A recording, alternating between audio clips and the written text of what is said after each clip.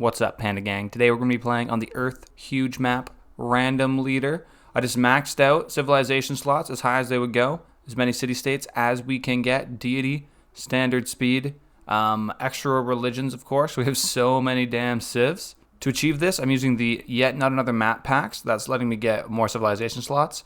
And then religions extended to get up to 16 religions. Otherwise, it would be just however many religions you get with a huge map, which I think might be 8 max. Anyways, the only other settings you need to know about are, let's scroll down, score victory turned off and loyal capitals turned on. There are so many dang civs that you need to have loyal capitals, otherwise, half the guys just lose their first city. And score victory turned off so that the AI isn't constantly just trying to build random single desert tile Petras. Alright, so it looks like we've rolled Shaka here. I've never actually played this guy. He's also known as Dude with the Abs, because this guy's obviously shredded. We've got a couple of features and abilities here. One, Amabuto. This is cores and armies that are available about an age earlier, and you get an extra 5 combat strength to cores and armies, along with their usual bonuses. There's also Isibongo. This is cities with units, plus 3 loyalty per turn. If it's core or army, plus 5 loyalty per turn. Also, if you conquer a city, it'll upgrade a core army if possible. This is super helpful if you're getting a bit aggressive, trying to take over some land. Sometimes it's hard to keep those cities. Let's jump into what exactly the MP and Akanda do. And here we go into the game. We got some desert, plains, and grasslands. A little bit of everything, even some floodplains down to the south. Not sure exactly where we might live. Mountains, though, quite a diverse space. Let's click on Shaka here to get a better look at his unique unit, the MP.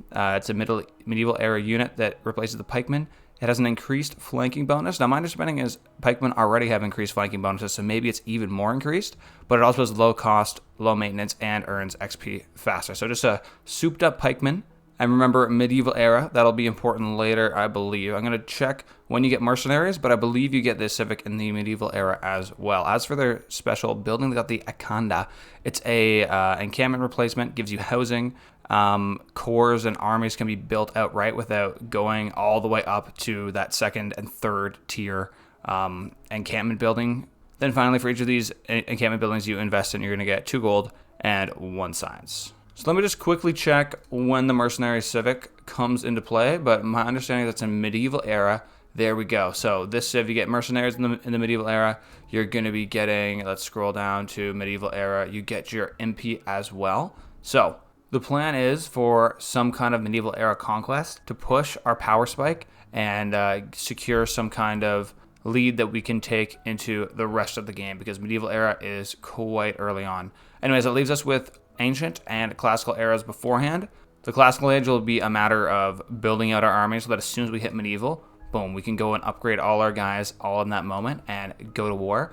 Mercenaries are super helpful for this too, because it actually gives you these cards 50% discount on unit upgrades, 50% resource discount on unit upgrades, along with, remember, mercenaries is going to give me core, so huge power spike when I get these two.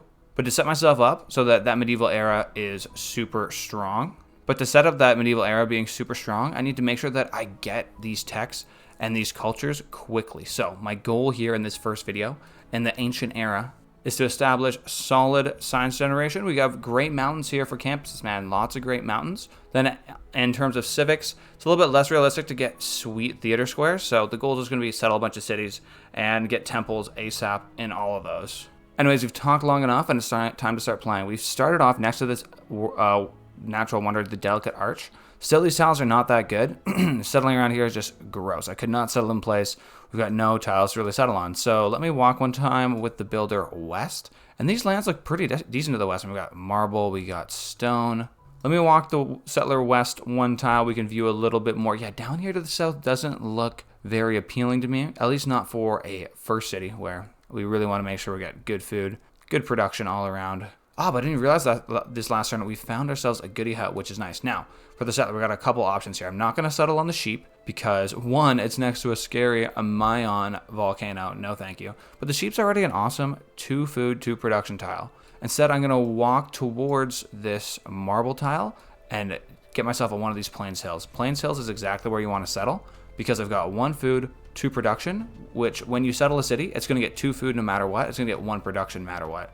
But if you've got that extra production there, the 2, now look, when I settle this city, it's a 2-2 tile, which gets worked automatically, even if you only have 1 population. Sorry, if you have 0 population, it would still be working that city tile. So we're off to the perfect start here. 2-2 tile in the city, 2-2 tile that our builder is working. That is fantastic. So like I was saying, we want to prioritize getting this monument relatively quickly so that we can get towards those cultures. I think that's gonna be a little bit tougher than the science, but let's get started and build ourselves a scout to go meet the other civilizations that might lie around here. Now, when we have 62 civs on a Earth huge map, I'm not exactly sure how tight it's going to be because I'm used to doing true start location. That is not what this is, my friend. Anyways, let's grab this goodie hut. 40 gold right off the bat. That's pretty solid.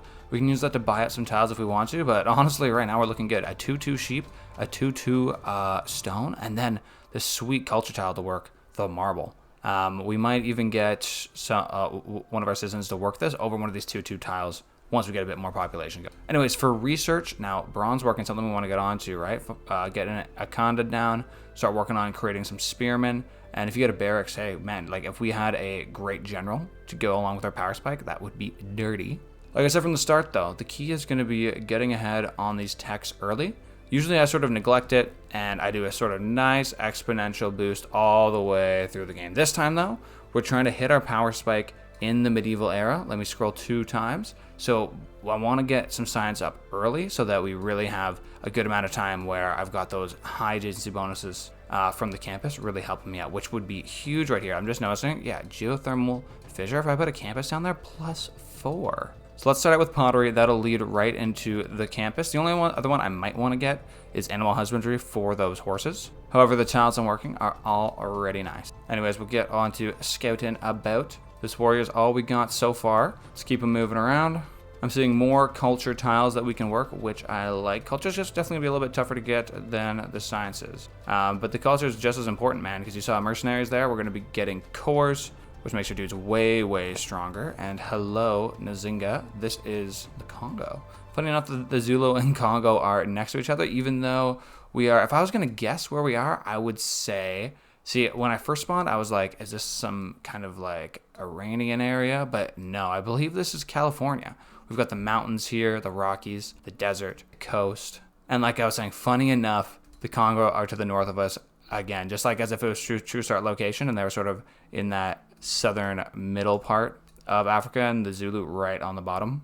Hopefully they're friendly enough. We'll just have to see how this goes. And hey, they might be a decent target for some aggression. Anyway, scout completed here in Ulundi. I'm going to send them southwards.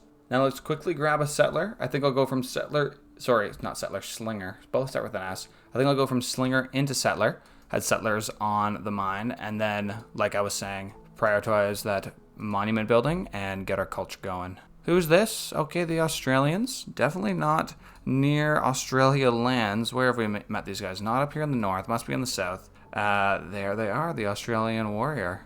Let's explore a bit more towards them, and I found another goodie hut and a scary spearman barb camp. It's kind of scary. That's terrifying. Anyways, we got this inspiration for military tradition.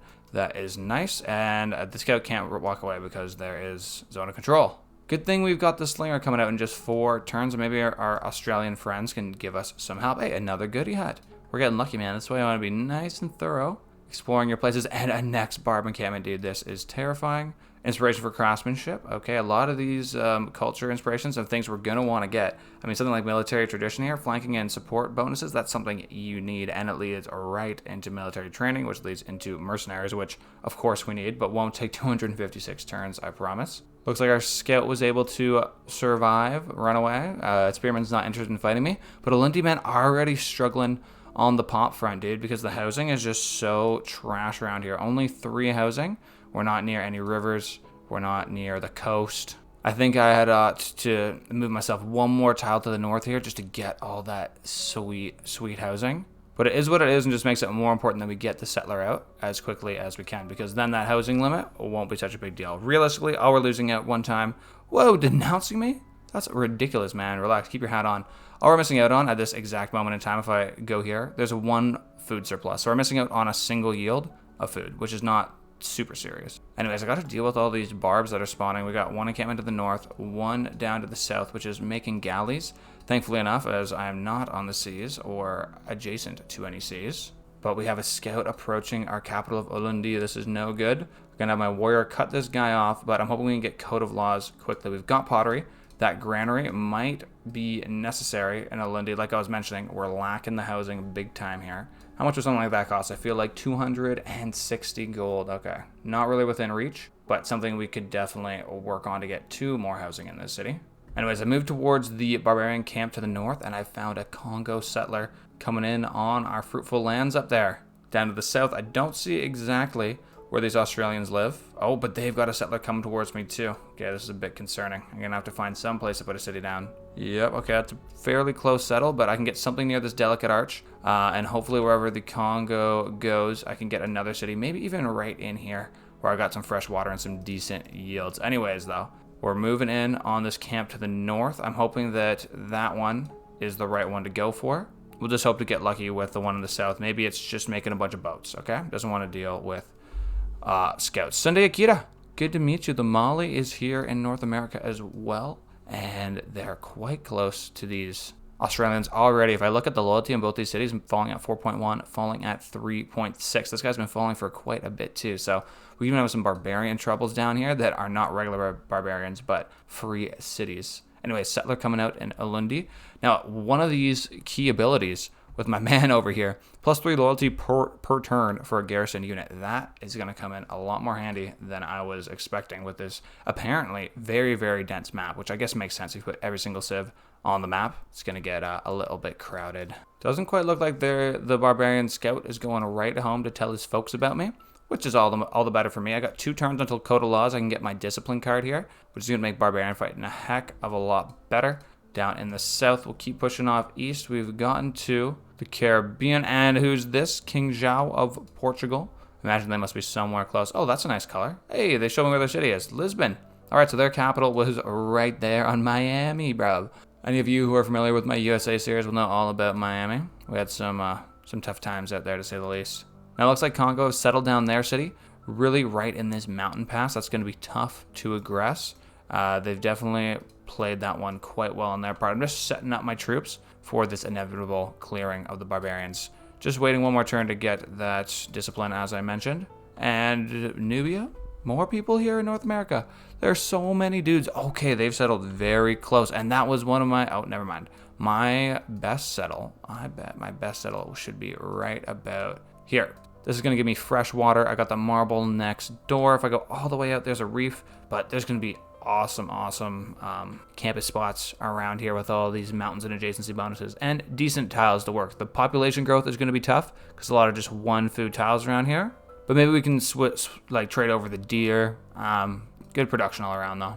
Down to the south, on the other hand, I mean, maybe along this west side where the Barb encampment lives, that's probably the best spot for me. The thing is though, just this like rough territory and loyalty in this area. Anyways, we finally got Code of Laws. Let's plug in Discipline and Urban Planning to get even more of this sweet reduction. I'm going to send the Zulu Slinger towards the encampment. We're going to try and get the Slinger to get the kill. That's going to give us the Eureka for Archery. Fairly simple one that you can micromanage. Now that we're done Code of Laws, though, it's tough to say which direction we should head in. I'm thinking the best thing to do is just unlock a governor as soon as possible to deal with any loyalty situations that arise. But I do like what Foreign Trade and Early Empire gives me more than State Workforce. This Lemeteni, +2 loyalty per turn for garrisoned units, will do wonders with my natural +3 loyalty ability. I like trade routes too because that can help logistics, especially when you're going through mountains, forests, rivers. Like going between these two cities will be quite hard otherwise, especially if there is some kind of attack on me. The merits of the other side, though, a go is 50% production towards those melee units and whatnot. I could even get military tradition early, which will give me flanking and support bonuses to make my troops even stronger. I'm not thinking of getting aggro in the ancient era, though, so I don't think going along the top makes too much sense. Regardless, we're going to try to optimize for spending the least amount of culture, and that's going to mean getting the Eureka for Foreign Trade, finding another continent. And as a resident of Earth, I know that if I go south, I can find South America. Checking back in on Alundi, we got a settler coming out in just 4 turns, and we look to have a pretty good stronghold on where that guy's going to be settling. I see the spearmans come right after me. Let's fight him with the slinger, take out his camp here, get the 3 arrow score because it's within 6 tiles, 1, 2, 3, 4, 5, 6 of one of my cities, plus the 30 gold. That looks great all around. We secured a regular age. Love to see that. And I think I should be able to get a kill onto the slinger this turn. Okay, if I go in straight up fight with the warrior, they're going to die. If I go with the slinger, I'm pretty sure I'll kill them. Beautiful. We've got that Eureka for archery. Every bit of science helps. Indeed, it does. Oh, never mind. This warrior, you're not going to sit and heal up right here. You're going to go back to Alundi, and we've got to deal with the situation to the south. Now, this barb encampment down here, I haven't seen any scouts just yet come out of here and come towards my cities. They might have gone towards the Australians, or maybe they're just confused. But I'm not going to wait around to find out, man. This warrior's heading down there right now, while my slinger can hold this pass. Because remember, there was a barbarian scout that went through the northwest mountain pass here. Okay, we got to make sure if that guy comes back, my settler's going to be okay. Okay, move out of the way, Mr. Poland. Sorry, Portugal, not Poland. Thank you for moving. Appreciate that. A lot of carnage going on here. Minus 5.9 in Newcastle and minus 3.4 only in Tadmeka. Who is this again? The Mali. They look like classic Dido colors. I think these guys will be okay though, because I can just plug in a governor. Same situation here over here in Napata. Oh, this one's getting quite low, down 4.1 per turn. But if you take a look at how much culture these dudes are bringing in, it's all double or triple what I'm getting. So I'd be pretty confident that their governor comes in quite soon to win those flip, but it will be close. Anyway, Slinger, promotion available. We're going Garrison into Incendiaries, like we always do.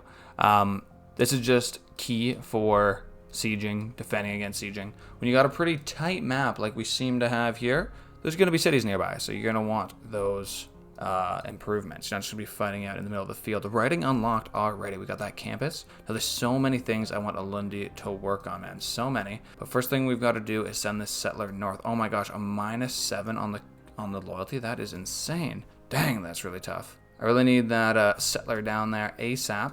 Next up for Alundi, I guess let's work towards improving the speed of this culture. I'll get the monument in here. It's going to take 8 turns. But when that completes, I'll actually triple up my culture per turn and take these timings down, way down. I think it will be super hard, though, to get this early empire, grow civilization to 6 pops. So let me swap out of this foreign trade. Bit of a blunder there on my part. We'll go into craftsmanship and state workforce. I can see myself building a specialty district in time, especially if I'm motivated. And upon getting either of those tier 3 civics, I'm going to get the governor, and loyalty is not going to be an issue in this city that I settle here. I hope I still do get the Eureka quite soon for finding a new continent. Not exactly sure where they do the cutoff between North and South America, as there is technically no Middle American continent. Anyways, yeah, so we got the campus. So next we can go for fighting now, which would be archery, or fighting later, which would be bronze working. And I say we go with fighting later. We'll just plug in mining for now. Animal husbandry has its own merits.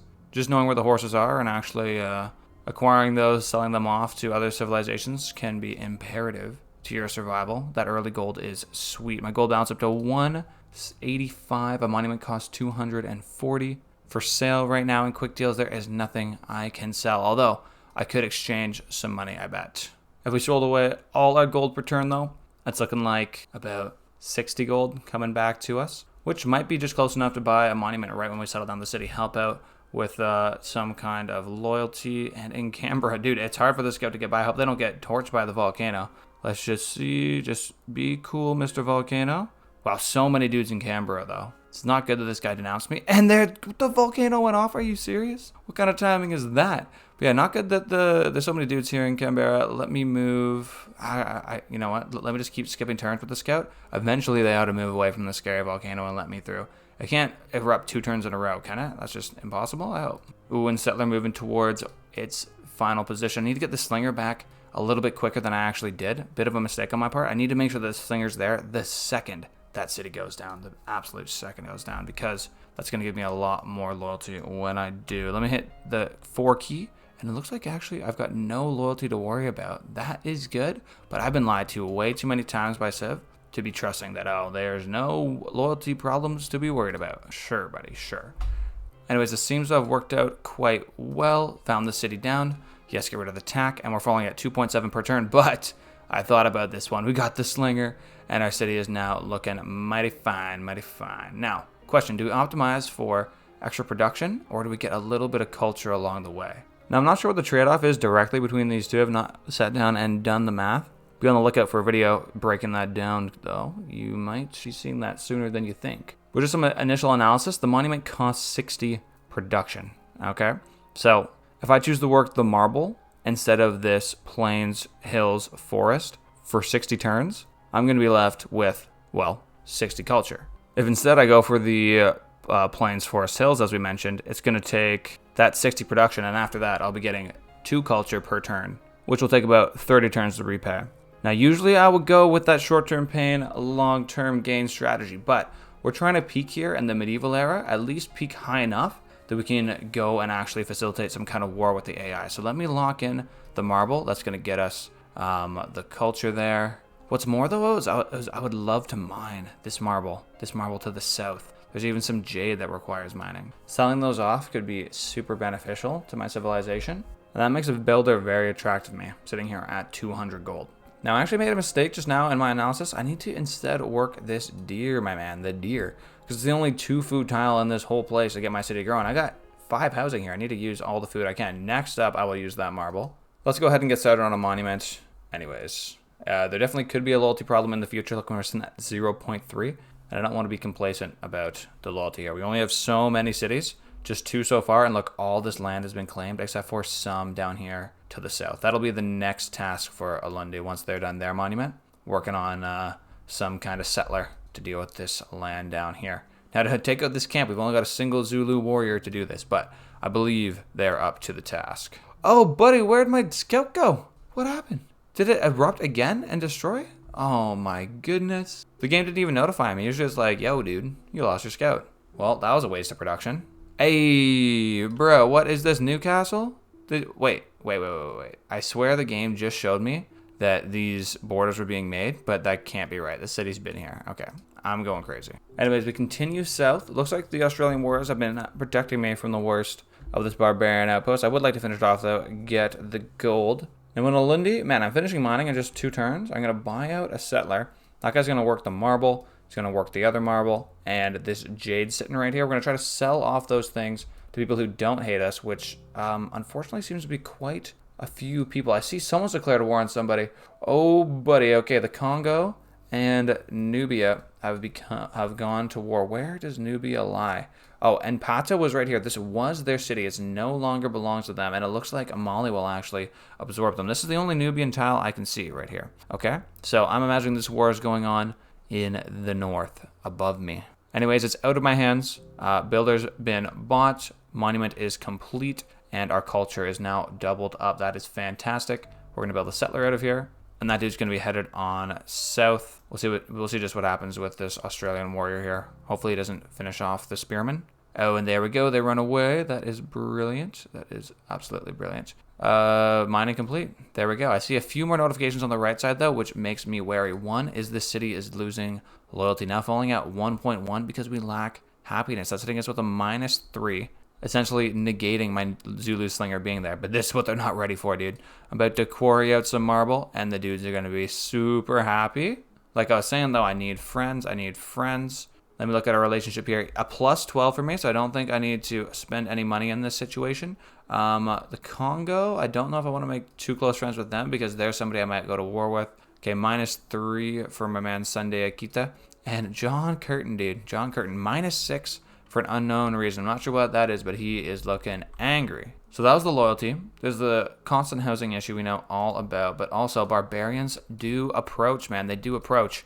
Now, luckily, there does happen to be a single tile pass in here. I don't have the troops to stop, man. All I can do right now is take out this spearman and then double on back for that scout. Luckily, there's plenty of other civilizations here that can help me fight off whatever that scout may bring. Next for techs. I'm tempted to go ahead with my Akanda, get that down. It would be nice to get my unique district and whatnot, even find out where the iron lives. But realistically, going after building army in this exact minute is not that realistic. I need to just build up my cities. So let's go animal husbandry first for some turns. Find out where the horses live. Animal husbandry is nice in general because, hey, maybe I could get the sheep improved, something like that. But mostly looking just to find some horses and sell them off to someone like Zhao, who doesn't seem to be too upset. Portugal is a nice trading partner. Oh, a quadrireme has been spawned. This is super dangerous now, super dangerous. Dang, I don't know what to do here. See, if I go after this spearman, it could be the death of me. The spearman goes after me, quadrireme, and then I have no army. All right, my warrior is my army. The slinger can't really move from its house. Actually, the loyalty's +3 now. Maybe the slinger can move from its house. We'll move you into this pass, buddy. But I'm hoping down here with the barbarians of the quadrireme will leave me alone, and I can deal with this barbarian spearman on his own. Let's see if he will leave. There is a... Oh, there we go. Australians coming in. They're getting fought by the spearman. Dang, it looks like they're going to probably clear them out. That's tough. That's tough. Craftsmanship, though. What should we put in? So urban planning, we could do Ilkum, more production towards builders, but I'm not building any builders right now. It's fine. We need the combat strength versus barbarians. Nothing else to change here, man. Urban planning is a very strong economic card. Rarely will I try and switch that sort of thing up. Our next civic, though, queued right up, state workforce. Build any specialty district, and you get a boost, which is so much culture. Like, if you just hover over these, they tell you how much culture it actually is. So I think you get maybe 40% of 70 culture. So what, 30 culture? That's like 8 turns worth just by building a specialty district. And I don't know if I'll get it done in time. So I might go back to foreign trade, might go to early empire. We'll see. We're just trying to optimize for as much free culture as we can possibly get. And it looks like the Australians have lost their appetite for this free barb camp. I will take that. Get the 3 arrow score because it's perfectly in range. Both of them have just barely been in range. Both the barb encampments barely in range to get the arrow score. And I get that plus the gold. We're getting lucky here, man. I'd like to see that. Let's just hope John Curtin doesn't declare war because 200 military strength is a lot of military strength. And there's that shot from the quadrireme I was scared of. Did quite a bit of damage to myself. Hopefully yeah, it's perfect. I was worried that the warrior from the Australians would step right in this tile and screw me a bit, but warrior survives, promotes, lives another day. That's brilliant. We're gonna have the settler coming out soon down to the south. Populate those tiles for me. Oh, and what's this? Foreign city gains independence. Another one here, Newcastle. Now belongs to, well, it doesn't belong to anyone, does it? It's a free city. I should check in on Napata, the other one. Oh, this guy's about to pick. Yep, there we go, Mali for the nearby pressure. It's going to be a Mali city. We'll see how well they can do to hold on to it. If I just look at these, minus 41 per turn for Mali, so that's the Mali pressure. Nubia, Zulu, Congo, Portugal. It looks like they might have just enough loyalty to keep this under their control. Up in the north, we've gotten our second marble quarry. That's brilliant. I can now go to quick deals and try and sell some stuff up. 5 gold per turn to Zhao.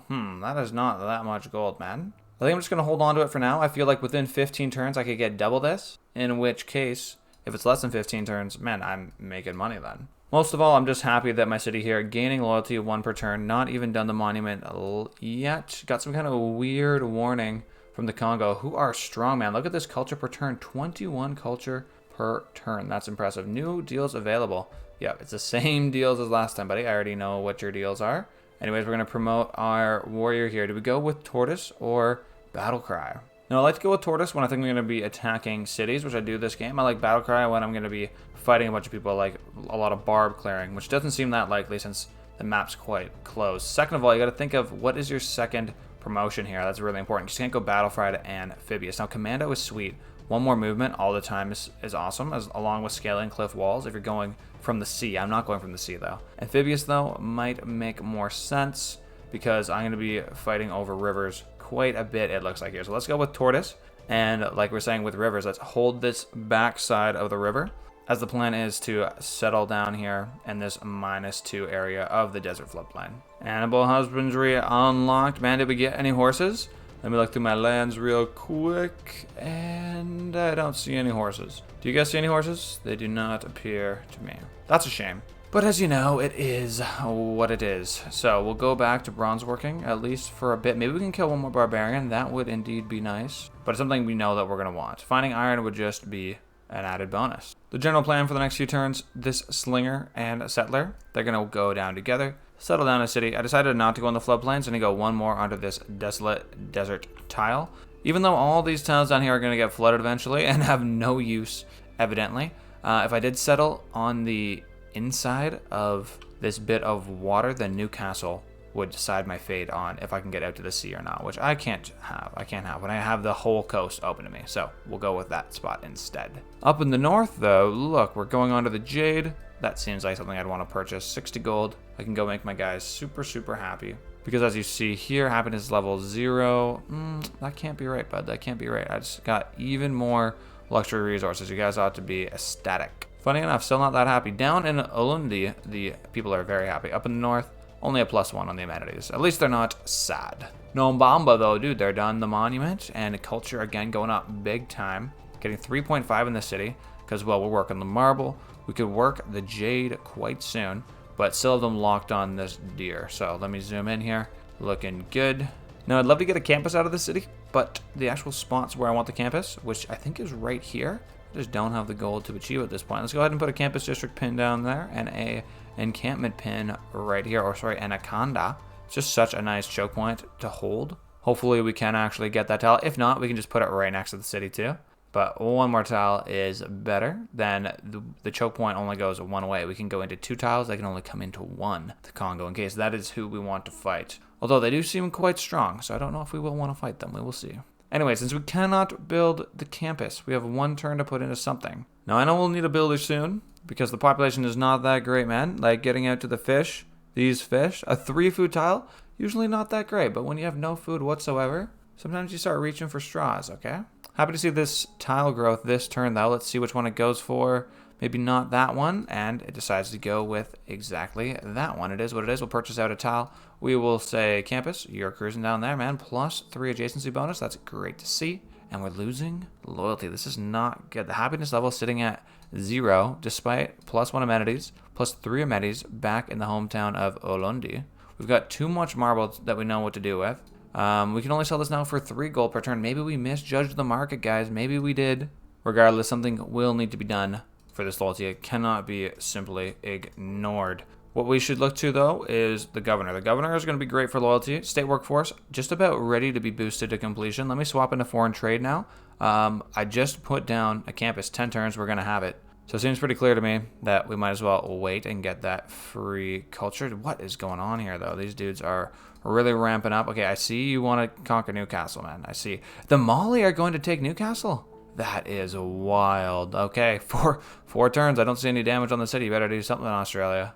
Unbelievable, man. The Mali are going to be unstoppable in this game. I just got to make sure I actually secure the tile I want for my settler at this point. So anyways, I'm going to end episode 1 there, guys. Thanks for watching. In the first episode, we went and got a little bit of land to the north, no Bomba, and we're moving into phase 2, which is get the culture up, get the science up. The culture's already doing okay. We got monuments in both of these cities, getting 8 per turn, which is honestly not too far behind some of these weaker AI civs. And next step is the campuses. All right, we got a +3 in these mountains here, and then we got a +4 in Olundi. We've also got the final settler that we'll ever settle, because there's only so many tiles to settle, all right? So I'll see you all in the next video. Thanks for watching, Panda Gang. When I hit 1,000 subscribers, I'm going to actually pay for Windows, so make sure to subscribe. Peace.